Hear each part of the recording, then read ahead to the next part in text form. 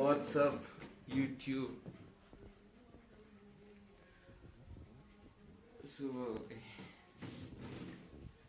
कैसे हैं आप सब? Welcome to another blog of road to Muscle Mania. और आज अभी मैं सो के उठा हूँ, फास्टेड कार्डियो करके आया था और बैक ट्रेनिंग करके आया था। अपनी मील्स लिया पोस्ट वर्कआउट की। मील्स लेने के बाद अभी मैं सोया हूँ। अभी शायद 11:30 से 12 बज रहे होंगे। और आज का व्लॉग इसलिए इम्पोर्टेंट है क्योंकि आज मैं आप सबके साथ शेयर करूंगा कि क्या मैंने सीखा पूरे प्रेप के दौरान। ये जो 3 महीने का मेरा प्रेप था, इसमें मैंने क्या क्या सीखा, वो सब कुछ आपसे शेयर करूंगा। तो कैसे हैं आप सब और कैसा चल रहा है आपका सबका दिन? मैं थोड़ा रेडी हो जाऊँ, उसके बाद मिलते हैं।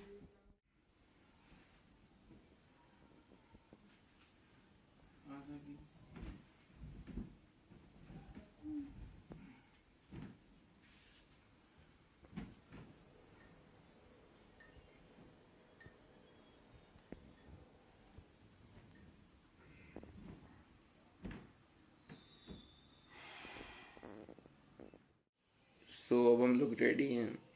जैसे कि मैंने कपड़े पहन लिए अपने। पूरा दिन ऐसा लगता है कि बहुत भूख लगता है क्योंकि खाना कम मिल रहा है और ट्रेनिंग ज़्यादा हो रही है। इसलिए हमेशा डेफिसिट में रहना है और अपने बॉडी को पुश करते जाना है, जिस वजह से पूरे दिन भूख लगी रहती है और कम भी खाना रहता है।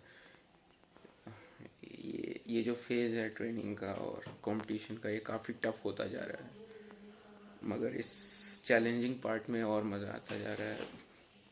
अभी तो आज मुझे मसाज भी लेना है अपने बॉडी का, और शायद मैं अप्रॉक्स 1 या 1:30 बजे के करीब लूँगा। उसके बाद शाम को फिर 4 से 6 वेट ट्रेनिंग करना है। वेट ट्रेनिंग करने के बाद आऊँगा, फिर अपनी मील्स लूँगा थोड़ी सी, जिसमें ज़्यादातर प्रोटीन इंटेक रहेगा। मेरा 4 दिन तक कार्ब्स एकदम ज़ीरो है। मैं 1 दिसंबर से लोडिंग करना चालू करूँगा अपने कार्ब्स की।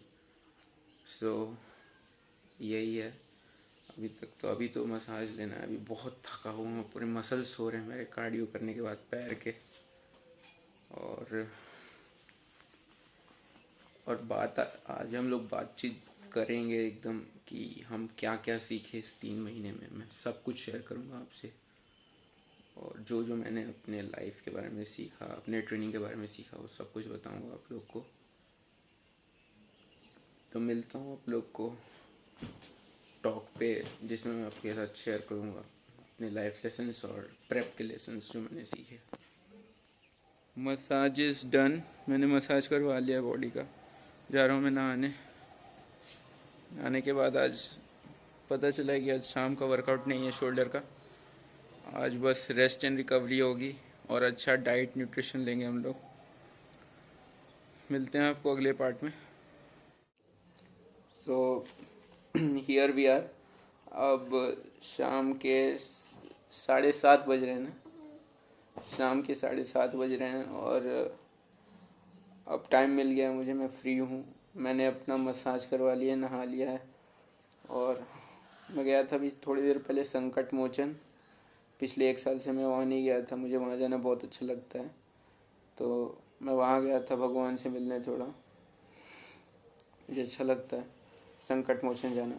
हम लोग जो बेसिकली यहाँ पे हैं, मेन पॉइंट पे आते हैं, वो ये है कि यहाँ पे हम लोग डिस्कस करने वाले हैं कि मैंने जो अपना पूरा 3 महीने का जो बॉडी बिल्डिंग का प्रेप किया था, उसमें मैंने अपने लाइफ के बारे में क्या सीखा, मैंने बॉडी बिल्डिंग के बारे में क्या सीखा, और भी बहुत सारे इम्पोर्टेंट टॉपिक्स को मैं टच करूँगा, जिससे कि आप सबको पता चल सके या फिर कुछ न कुछ इन्फॉर्मेशन मिल सके। अगर आपको कुछ भी अच्छा लगता है तो कमेंट बॉक्स में प्लीज़ बताइएगा।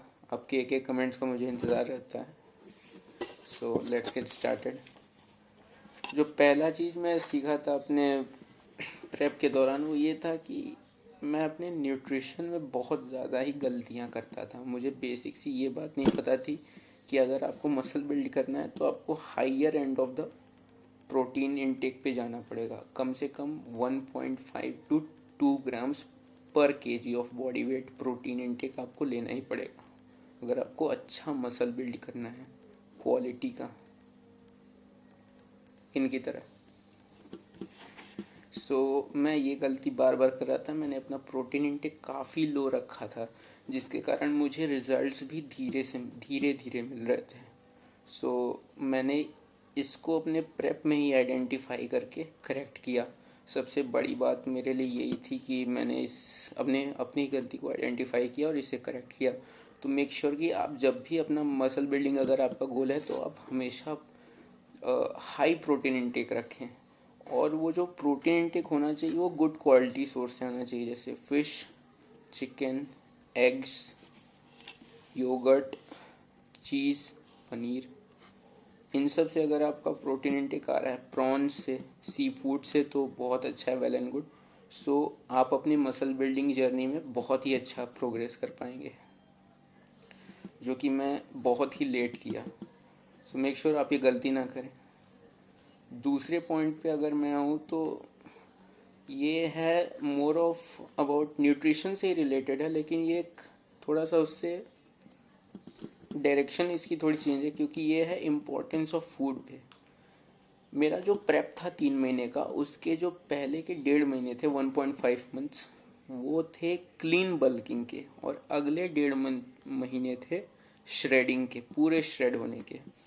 तो जो इनिशियल 1.5 मंथ्स थे मेरे, वो बहुत अच्छे से गए थे, क्योंकि बेसिकली आपको अगर मसल बिल्ड करना है तो आपको हमेशा कैलोरीफिक सरप्लस में रहना पड़ेगा, तभी आप मसल बिल्ड कर पाएंगे, और हाई प्रोटीन इंटेक भी रखना पड़ेगा आपको। तो ये दोनों चीज़ मैं लगभग आधा महीने ख़त्म होने के बाद सीखा। मेरे पास 1 ही महीने बचे थे अब, और उसी में मुझे मसल बिल्ड करना था। कैसे न कैसे मैंने किया, लेकिन जब बाद के जो 1.5 महीने बचे मेरे पास, जिसमें मुझे श्रेड करना था, तो उसमें मुझे एक्सट्रीम डाइट फॉलो करनी पड़ी। सुबह में कार्डियो करना पड़ा, शाम को वेट ट्रेनिंग करनी पड़ी। मुझे 3 चीज़ें करनी पड़ी: कार्डियो रोज़ 1 घंटा, वेट ट्रेनिंग रोज़ 2 घंटा, और डाइट अपनी एकदम क्लीन रखनी पड़ी। शुगर कट ऑफ कर दिया, दाल, रोटी, सब्जी, चावल, ये सब मैंने अपने फूड इनटेक के कैटेगरी से निकाल दिए। मैं 1.5 महीने से केवल और केवल बॉइल्ड चिकन ब्रेस्ट और सैलेड खा रहा हूँ, अपना वे प्रोटीन ले रहा हूँ। यही सब मैं पिछले 1.5 महीने से कर रहा हूँ। और इस दौरान मुझे जो भूख लगती थी ना, वो बहुत ज़्यादा लगती थी, क्योंकि मैं यूज टू हो चुका था ज़्यादा खाने का, बल्किंग करते करते। और अचानक से बल्किंग से जब मैं शिफ्ट किया कटिंग फेज पे, तो मुझे बहुत दिक्कत आने लगी। कभी कभी तो रात को मुझे तकिया चबाने का मन करता था। मतलब मैं बहुत ही स्टारवेशन स्टेट में था, जिससे कि मेरी बॉडी ज़्यादा से ज़्यादा अमाउंट ऑफ फैट बर्न करे बॉडी से, जिसके कारण मैंने काफ़ी हद तक फैट भी श्रेड किया। और लेकिन इस श्रेडिंग फेज ने मुझे खाने की अहमियत सिखा दी, कि भाई जिसे खाना नहीं मिलता है वो तो हमेशा डेफिसिट में ही रहता होगा। उसको तो, जिसके पास पैसे नहीं है उसके पास तो कभी सरप्लस में जाने के मतलब कोई चांस तो होता ही नहीं होगा, क्योंकि ऐसे पैसे कम है उसके पास, हमेशा डेफिसिट में खाता होगा, डेफिसिट में जीता होगा। तो मैंने समझा कि यार खाना कितना इम्पोर्टेंट है हमारे लिए, हम सब के लिए, इस जर्नी में, लाइफ की जर्नी में। अगर हम जितने अच्छे तरीके से इसको ध्यान दे के खाएँ, माइंडफुली ईटिंग करें और अच्छा चीज़ खाएं, तो ये बेटर रहेगा हमारे लिए। और खाने को वेस्ट नहीं करना। मैंने 2 चीज़ें अपने साथ रखी इस प्रेप के दौरान, कि पहला, मैं खाना वेस्ट नहीं करूँगा, चाहे मैं कहीं भी खाऊँ, अपने घर पे खाऊँ, कॉलेज के मेस में खाऊँ, या किसी भी होटल में खाऊँ, मैं उतना ही खाऊँगा जितना मैं पूरा अच्छी तरीके से ख़त्म कर सकूँ। मैं एक्सेस कभी वेस्ट नहीं करना चाहूँगा। इस श्रेडिंग फेज ने, इस प्रेप ने मुझे ये बात सिखा दी। बढ़ते हैं हमारे तीसरे पॉइंट पे। अगर वीडियो थोड़ी लंबी हो जाए तो प्लीज़ इसे स्किप मत करिएगा, या फिर फास्ट फॉरवर्ड पे मत देखिएगा। इनमें से कुछ पॉइंट आपको शायद अच्छे लगें और शायद आपके लाइफ में काम आ जाए, या फिर कॉम्पिटिटिव लेवल पे काम आ जाए। प्लीज़ मेरे साथ एंड तक बने रहिएगा। तीसरा पॉइंट जो मैंने सीखा वो है कि ट्रेनिंग पैटर्न कैसी होनी चाहिए हमारी। मुझे ये पता चला कि अगर मुझे मास ऐड करना है तो मुझे कंपाउंड लिफ्ट्स पे फोकस करना चाहिए, मुझे अपनी स्ट्रेंथ को बिल्ड करना चाहिए, और दूसरे सेकेंडरी ऑप्शन में हाइपरट्रॉफी को रखना चाहिए। अक्सर मैं क्या करता था, मैं हाइपरट्रॉफी फोकस ट्रेनिंग करता था और स्ट्रेंथ को नेग्लेक्ट करता था, स्ट्रेंथ पे ध्यान नहीं देता था। लेकिन बाय द टाइम मुझे रियलाइज़ हुआ कि नहीं, पहले मुझे स्ट्रेंथ डेवलप करना है। अगर स्ट्रेंथ अच्छी डेवलप होती है तो हाइपरट्रॉफी अपने आप आती है। ये बात नहीं है कि आपको हाइपरट्रॉफी के लिए ट्रेन नहीं करना चाहिए, आपको बिल्कुल करना चाहिए, लेकिन आपको पहले एक basic amount of strength develop करना चाहिए अपने बॉडी में, उसके बाद आपको हाइपरट्रॉफी को टच करना चाहिए। सो मैंने ये चीज़ भी सीखा अपने प्रेप में। और अगर बात करें ट्रेनिंग पैटर्न की, अगले पॉइंट पे ट्रेनिंग पैटर्न की, तो ये है कि मैं ये सीखा कि कब हमें हाई रेपिटेशन ट्रेनिंग करनी है, कब मॉडरेट रेपिटेशन, कब लो रेपिटेशन। अभी तो मैं लगभग श्रेडिंग के टाइम पे मैं 12 से 15 रेपिटेशन हर एक एक्सरसाइज में लगा रहा था, हर एक एक्सरसाइज के 4 सेट कर रहा था। और मेरी ट्रेनिंग इंटेंसिटी इतनी हाई थी कि मुझे शॉर्ट ड्यूरेशन में भी ख़त्म करनी ट्रेनिंग। 30 सेकेंड्स टू 1 मिनट का रेस्ट मिलता था मुझे, 4 सेट करने होते थे, हर एक सेट में 15 रेपिटेशन, 12 से 15, कभी कभी 15 से ज़्यादा भी करने होते थे। और वर्कआउट जल्दी फिनिश करना होता था, जिससे कि मेरे मसल्स में सेपरेशन आए, डेफिनेशन आए, मसल्स की क्वालिटी अच्छी हो, मतलब मसल वॉल्यूम थोड़ा सा अच्छा हो। सो ये था मेरा लर्निंग ट्रेनिंग पैटर्न से, जो मैंने ट्रेनिंग पैटर्न में सीखा। अगला पॉइंट अगर मैं आपको बताऊं तो कार्डियोवैस्कुलर एक्सरसाइजेस की इम्पोर्टेंस मैंने सीखी। बहुत लोग ऐसा करते हैं कि वो लोग बल्किंग में बिल्कुल कार्डियो नहीं करते हैं, कार्डियो को स्किप करते हैं, जैसा कि मैंने भी किया। मैंने भी ये गलती की, मैं कार्डियो बिल्कुल नहीं करता था, कार्डियोवैस्कुलर एक्सरसाइजेस को टच नहीं करता था। मैं सोचता था कि अगर मैं कार्डियोवैस्कुलर एक्सरसाइज करूँगा तो मेरा मसल लॉस हो जाएगा, जबकि ये कॉन्सेप्ट है ही नहीं, ये एक मिथ है। मैंने समझा कि अगर आपकी हार्ट की परफॉर्मेंस आपको बढ़ानी है, अगर आपको अपने अपने हार्ट को हेल्दी रखना है, तो आपको कार्डियो हमेशा, चाहे वो बल्किंग फेज हो चाहे वो श्रेडिंग फेज हो, आपको दोनों में करना पड़ेगा। कार्डियोवैस्कुलर एक्सरसाइजेस के बारे में मेरी नॉलेज भी बढ़ी, मैंने उस टॉपिक पे काफ़ी कुछ पढ़ा। अगले पॉइंट पे आते हैं। अगला पॉइंट मैंने ये सीखा कि अगर आपको किसी कॉम्पिटिटिव लेवल पे किसी भी गेम के ट्रेन करना है, ये एक अलग बात है। और अगर आपको basic fitness, physical fitness level maintain करना है, वो एक अलग बात है। तो आपको अपना विजन क्लियर रखना पड़ेगा, आपका गोल क्लियर होना चाहिए कि आपको कॉम्पिटिटिव लेवल में जाना है या फिर आपको बेसिक फिजिकल फिटनेस मेंटेन करना है। इन माय केस मैं एकदम क्लियर था कि मुझे नेशनल लेवल पे या मुझे बॉडी बिल्डिंग में बड़ा से बड़ा अचीवमेंट हासिल करना है, बड़े से बड़े लेवल पे खेलना है, इसलिए मैंने कॉम्पिटिटिव लेवल को चुना। और इसके लिए इसी के स्पेसिफिक मुझे ट्रेन करना पड़ा। मैं किसी भी नॉर्मल इंडिविजुअल की तरह ट्रेन करके एक एथलीट नहीं बन सकता। मुझे एथलीट बनना है तो मुझे एथलीट की तरह ट्रेन करना पड़ेगा, उसी की तरह न्यूट्रिशन लेना पड़ेगा, उसी की तरह रिकवरी लेनी पड़ेगी। सो ये प्री रिक्विसाइट है किसी भी एथलेटिक जर्नी के प्रोसेस में, जो कि मैंने सीखा प्रेप के दौरान। नेक्स्ट चीज़ जो मैंने सीखा कि सप्लीमेंट्स कभी भी आपके फूड को रिप्लेस नहीं कर सकते। ये गलती मैं करता था कि मैं कोई मील अपनी स्किप कर देता था, तो उस मील की जगह मैं सप्लीमेंट ऐड कर देता था, गेनर हो गया, वे प्रोटीन हो गया, और वो लेके मैं आगे बढ़ जाता था। ये कभी मत करिएगा आप लोग, ये बहुत ही ख़राब बात है। मैंने ये ये गलतियाँ मैंने बहुत बार की हैं, ये वाली गलती तो मैं नहीं चाहता कभी कि सप्लीमेंट्स कितना भी बढ़िया हो, लेकिन कभी भी वो आपके मतलब फूड जो होल ग्रेन खाते हैं आप, फ्रूट्स खाते हैं, वेजिटेबल्स खाते हैं, चपाती, राइस, दाल, सब्जी जो भी खाते हैं, वो कभी भी सप्लीमेंट इनकी बराबरी नहीं कर सकता, इन्हें रिप्लेस नहीं कर सकता। हाँ, आपको इन चीज़ों से प्रोटीन नहीं मिल पा रहा है तो आपको ऐड करना पड़ेगा एडिशनल सप्लीमेंट्स, वो बात अलग है।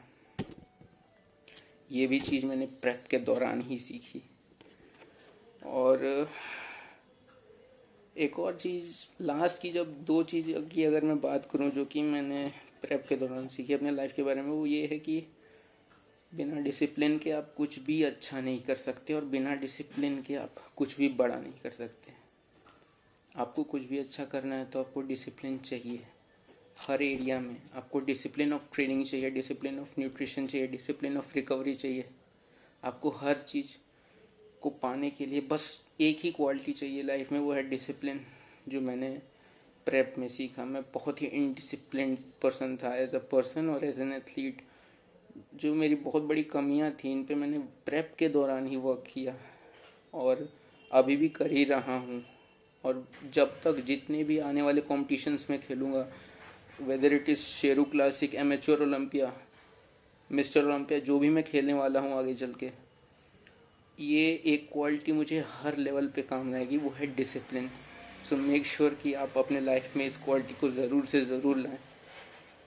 नेक्स्ट चीज़ और लास्ट चीज़ इस प्रेप से जो मैंने सीखी और सबसे इम्पोर्टेंट चीज़ अपने लाइफ के बारे में, वो ये थी कि जर्नी ज़्यादा इम्पोर्टेंट है रैदर देन एंड रिजल्ट के। मैं हमेशा सोचता था कि मसलमेनिया की ट्रॉफी इम्पोर्टेंट है, वो ट्रॉफी जीतना इम्पोर्टेंट है। अगर मेरा ये टारगेट है मसलमेनिया की ट्रॉफी जीतना, तो that's well and good, that's fine. मगर उससे कई ज़्यादा इम्पोर्टेंट मेरे लिए ये लेसन्स थे जो मैंने अपनी गलतियों से सीखे प्रेप के दौरान। ये जर्नी इम्पोर्टेंट थी जिसको मैंने पार किया। बस 3 दिन और है इस जर्नी को ख़त्म होने में, 3 से 4 दिन। उसके बाद ये प्रेप भी ख़त्म होगा, मसलमेनिया भी ओवर होगा और नए प्रेप की शुरुआत होगी, स्टार्ट होगी। अगले ऑफ सीज़न का स्टार्ट होगा जिसमें हम पुरानी गलतियां नहीं दोहराएंगे, नई गलतियां करेंगे और उनसे सीखेंगे। सो मैंने ये चीज़ सीखा कि आपकी जर्नी ज़्यादा इम्पोर्टेंट है रदर देन आपकी डेस्टिनेशन से। सो मेक श्योर आप जर्नी को एंजॉय करें, चाहे कितनी भी वो डिफ़िकल्ट क्यों ना हो। सो इसी के साथ वीडियो को एंड करते हैं, काफ़ी लंबा हो चुका है। आई होप आप सबको कुछ ना कोई पॉइंट ज़रूर अच्छा लगा होगा। अगर अच्छा लगा तो अपने लाइफ में इम्प्लीमेंट करिएगा, इसे यहीं मत छोड़ के जाइएगा। मिलते हैं आपको अगले व्लॉग में, जो कि होगा शो डे पे। मसलमेनिया इवेंट की मैं व्लॉग लाऊंगा। और बहुत लोग पूछ रहे थे कि कहाँ होने वाला है शो, तो ये दिल्ली में ओपी जिंदल ऑडिटोरियम में होने वाला है। अगर आपको आना है तो आप ज़रूर आएगा, मोर देन वेलकम। सपोर्ट करने आना है, देखने आना है, एक्सपीरियंस लेने आना है शो का। आप ज़रूर से ज़रूर आएँ, एक्सपीरियंस लें, जो भी करना है करें। और ये 4 दिसंबर OP Jindal auditorium New Delhi में होगा। तो मिलते हैं आपको अगले व्लॉग में। तब तक के लिए keep working hard, keep chasing your dreams, piece.